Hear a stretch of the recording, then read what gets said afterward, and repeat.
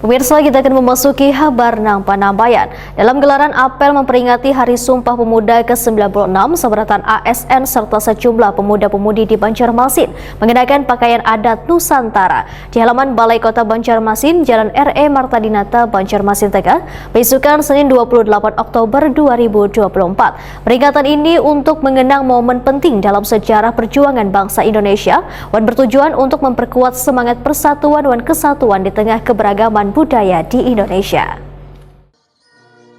Dalam gelaran apel memperingati Hari Sumpah Pemuda ke-96, saberatan aparatur sipil negara di lingkungan pemerintah kota serta sejumlah pemuda-pemudi di Banjarmasin mengenakan pakaian adat Nusantara di halaman Balai Kota Banjarmasin, Jalan R.E. Martadinata, Banjarmasin Tengah, besukan Senin 28 Oktober 2024.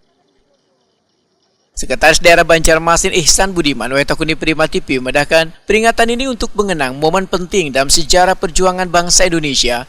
Di tahun ini tema yang diusung adalah Bersatu dalam Kebinekaan, tujuan untuk memperkuat semangat persatuan dan kesatuan di tengah keberagaman budaya di Indonesia.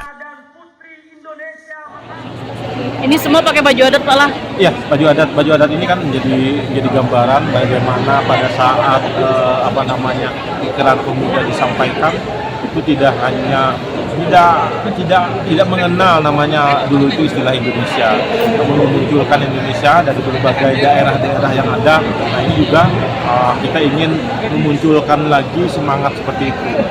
Indonesia ini muncul dari beberapa daerah-daerah, ada beberapa komitmen dari beberapa daerah yang ingin memunculkan namanya negara kesatuan Republik Indonesia. Pak, tapi untuk pengenaan baju adat ini memang dikhususkan untuk peringatan tertentu, Pak, untuk ASN Pemko sendiri, Pak? Iya, ada beberapa peringatan yang kadang-kadang mungkin bisa dilihat oleh media. Kadang kita mengusung baju adat, karena memang sekali lagi semangat kita ingin memunculkan bahwa pertama itu pernah saya sampaikan bahwa Banjarmasin ini adalah kota itu, di mana kita adalah kota terbuka dari berbagai suku yang ada yang diambil di sini dengan berbagai hak dan persamaan yang ada di sini dalam memajukan Banjarmasin itu juga menjadi sebuah semangat yang kita usung. Salah seorang pemuda, Ripki Auli Akbar, memedahkan semangat Sumpah Pemuda harus terus dihidupkan oleh generasi muda untuk menghadapi tantangan masa depan. Peringatan ini menjadi momen refleksi bagi rakyat Indonesia, khususnya pemuda-pemudi Banjarmasin untuk terus menjaga persatuan dan mengembangkan toleransi antar warga. Peringatan Hari Pemuda nih, mohon kan mengenakan pakaian apa nih mungkin nih? Untuk hari ini kami berdua menggunakan Riau ya. Oke.